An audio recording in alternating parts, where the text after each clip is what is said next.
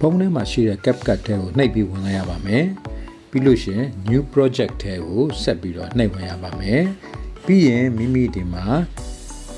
ဗီဒီယိုတစ်ခုကိုရွေးချယ်ပေးရပါမယ် add လုပ်ပြီးတော့ timeline ထဲကိုပို့လိုက်ပါမယ်အဲ့တော့ရောက်လာပြီဆိုရင်ကျွန်တော်တို့သူ့ကိုနည်းနည်းလေးဖွင့်ကြည့်လိုက်အောင်ပါအဲ့တော့မိမိကလိုအပ်တဲ့လောက်ဒီ frame ကနည်းနည်းရှည်နေတဲ့အတွက်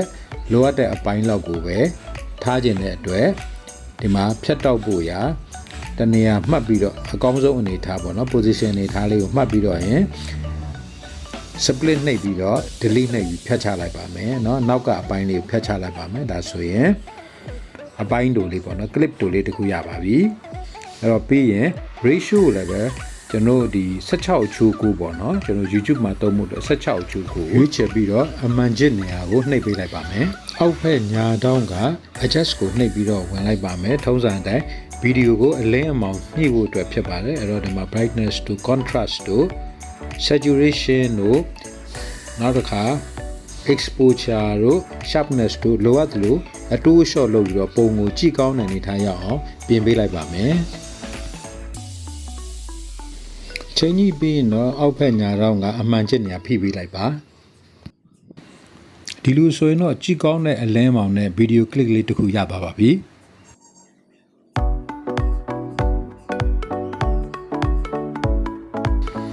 ပြီးရင်အောက်ဘားသားမှာပေါ်လာတဲ့ copy ကိုနှိပ်လိုက်ရင်ဖြင့်အပေါ်ကမိမိတို့ဖန်တီးထားတဲ့ဗီဒီယိုကလစ်တို့ပုံစံတူလေးနောက်လေးတစ်ခုရလာပါပြီဒါဆိုရင်ဗီဒီယိုအပိုင်းနှစ်ပိုင်းရရှိလို့သွားပါပြီပြီးရင်တော့အရှိ clip ဗီဒီယို clip လေးကို select လုပ်ပြီးတော့ကျွန်တော်အောက်ကပေါ်လာတဲ့ marks ကိုနှိပ်ပေးပါမယ်ပြီးရင်ထပ်ပေါ်လာတဲ့ frame strike ဆိုတဲ့အကွက်ကိုနှိပ်ပေးလိုက်အဲ့ဒီမှာအပေါ်မှာကျွန်တော်တို့ရုပ်ရှင် frame လို့ဘားတန်းလေးနှစ်ခုနဲ့ကျွန်တော်ပေါ်လာပါလိမ့်မယ်အဲ့ဒီဘားတန်းကို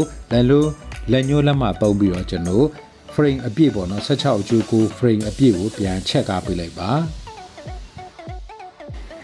အမှန်ကျနေရနှိပ်ပေးလိုက်ပါတခါဗီဒီယိုကလစ်အစနေရာကို key frame ကိုနှိပ်ပေးလိုက်ပါအဲ့တော့အနီအမှတ်လေးတွေ့လာပါလိမ့်မယ်ပြီးလို့ရှိရင်မိမိတို့ကဒီဗီဒီယိုကလစ်ကိုနောက်ကိုရွှေ့သွားလိုက်မယ်မိမိတို့ရုပ်ပုံမှာသပင်လေးကျသွားတဲ့နေရာအထိကိုမိမိတို့ကအနေထားတစ်ခုချိန်လိုက်ပါမယ်ဗီဒီယိုကလစ်ရဲ့17စက္ကန့်စာနေရာလောက်မှာမိမိတို့က max ကိုနှိပ်လိုက်မယ်ပြီး frame strike ကိုပြန်နှိပ်လိုက်ပြီးတော့ရင်အဲ့ဒီနေရာကိုမှတ်ပြီးတော့ကျွန်တော်တို့ငကိုက max လောက်ထားတဲ့ဒီ film frame လက်ညှိုးနဲ့လက်မကိုအသုံးပြုပြီးတော့မျက်နှာကြောင်းကိုကျွန်တော်တို့ချုပ်ပြီးတော့အလောတော်နေရာရောက်အောင်ကျွန်တော်တို့ဆွဲပေးလိုက်ပါမယ်အဲ့တော့ scope ပေါ့နော်ဒီ frame scope လေးကိုအနေထားလေးချိန်ထားပေးလိုက်ပါမယ်ပြီးရင်အမှန်ချင်းနေရာနှိပ်ပေးပါ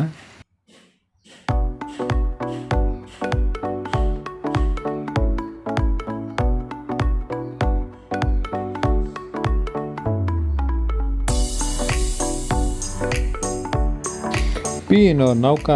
ဗီဒီယိုကလစ်ပေါ့နော်ဒုတိယဗီဒီယိုကလစ်ကိုကျွန်တော် select လုပ်မယ်ပြီးရင်အောက်မှာပေါ်လာတဲ့ over လေးကိုနှိပ်ပေးပါမယ်နှိပ်ပေးလိုက်တာနဲ့ဒီဒုတိယဗီဒီယိုကလစ်ကအောက်ကိုရောက်သွားမယ်အဲ့တော့သူအောက်ရောက်လာတဲ့ဗီဒီယိုကလစ်ကိုရှေ့ကိုထိတ်ဆုံးရောက်အောင်ပို့လိုက်မယ်အပေါ်အောက်တစ်ထပ်ထဲကျအောင်ကျွန်တော်တို့ချိန်ညှိပေးလိုက်ပါမယ်ဗီဒီယိုအလွှာနှစ်လွှာရရှိလို့သွားပါပြီဒုတိယအောက်ကအလွှာကို select လုပ်ပါမယ်လုပ်ပြီးတာနဲ့အောက်မှာပေါ်လာတဲ့ cut out ပေါ့နော် cut out ကိုနှိပ်မယ်ပြီးရင်ထပ်မံပြီးပေါ်လာတဲ့ remove background ကိုနှိပ်ပေးလိုက်ပါမယ်ဒါဆိုရင်ရုပ်ပုံရဲ့နောက်ခံ background ကိုအကုန်လုံးဖြတ်ပေးပါလိမ့်မယ်ပြီးရင်တော့အမှန်ချစ်နေရာကိုနှိပ်ပေးရပါမယ်နောက်ခံ background ကိုဖြတ်တဲ့အခါမှာရာခိုင်နှုန်းနဲ့ဖော်ပြတတ်ပါတယ်အဲ့တော့နောက်ခံ background ဖြတ်ပြီးတဲ့အထိကိုစိတ်ရှိရှိနဲ့စောင့်ပေးလိုက်ပါအဲ့တော့ background remove ဆိုပြီးအဲ့လိုပေါ်ပြီးဆိုမှဒီ background ကလုံးဝဖြတ်ပြီးသားဖြစ်မှာပါအဲ့ဒါဆိုရင်တော့ဒီမှာရုပ်ပုံကိုမိမိတို့အခုလိုမြင်တွေ့ရမှာဖြစ်ပါတယ်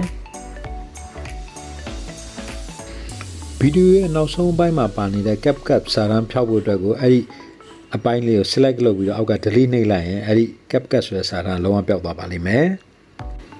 မိမိတို့ keyframe ချိန်ထားတဲ့အပေါ်ပထမ layer ကို select ပြန်လုပ်ပါမယ် select လုပ်ပြီးရင်အဲ့ဒီ layer နားဘက်အောက်မှာရှိတဲ့ graph ဆိုတဲ့နေရာကိုနှိပ်ပြီးဝင်လိုက်ရအောင်ပါအဲ့လိုနှိပ်ပြီးဝင်ပြီးလို့ရှင်ကျွန်တော်တို့ is out to ဆိုတဲ့ graph style ကိုရွေးချယ်ပေးလိုက်ပါမယ်အဲ့တော့အဲ့လိုရွေးချယ်ပေးပြီးတော့ အောက်ညာဘက်တောင်ကအမှန်ကျက်နေရာကိုထပ်ပြီးနှိပ်ပြလိုက်အောင်အဲ့ဒါဆိုလို့ရှိရင်မိမိတို့ဗီဒီယိုရဲ့လှုပ်ရှားမှုဟာညံ့ညံ့ညောညောလေးနဲ့အဆင်ပြေပြေနဲ့မြင်တွေ့ရမှာဖြစ်ပါတယ်အားလုံးပြီးသွားပြီဆိုရင်တော့ export ထုတ်ဖို့အပေါ်ကမြားနေအောင်နှိပ်ပေးလိုက်ပါမယ်ဒါဆိုရင်ဗီဒီယိုကို export ထုတ်နေပါပြီအဲ့တော့ video export ထုတ်ပြီးသွားပြီဆိုရင်အပေါ်မှာပေါ်နေတဲ့ done ဆိုတဲ့နေရာကိုနှိပ်ပေးလိုက်ရင်ဒီဗီဒီယိုကို file ထဲမှာ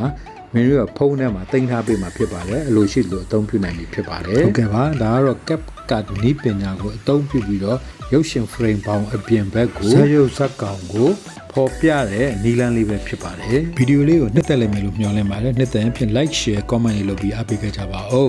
Kantkaw knowledge sharing channel ကိုလည်းပဲကြည့်ရှုပြီးတော့ subscribe မလုပ်ရတဲ့မိတ်ဆွေအသစ်များအနေနဲ့ subscribe လုပ်ပြီးအားပေးခဲ့ကြပါနောက်ထွက်လာမယ့်ဗီဒီယိုမှာထပ်မံဆုံစည်းကြပါစို့အားလုံးကျေးဇူးတင်ပါတယ် bye bye